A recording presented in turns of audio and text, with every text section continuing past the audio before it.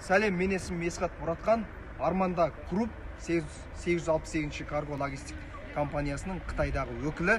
Қазір майдың 21-і біздің артымызда тұрған КАМАЗ Арманда Групп 868 карго логистик компаниясының сомка заказдары қазір қарғау складында басылып реттеліп болды. Бұйыртса бүгін Қазақстан Қытай Пірсеп районына кіреді. 5 күннің ішінде тауарды Алматыдан қабылдап алатын боласыздар. Қазіргі біздің КАМАЗда басылып дайындалып тұрған бұл бірыңғай сомка заказдар. Автовик клиенттердің заказы қазір біз басып реттеп болдық. Біздің жұмыскерлер қазір КАМАЗдың шатырын жабуға дайындалуда. Бұйыртса бүгін Қазақстан Қытай Пірсеп районына кіріп, Қазақстан жақтан растаможкасы жасалатын болады.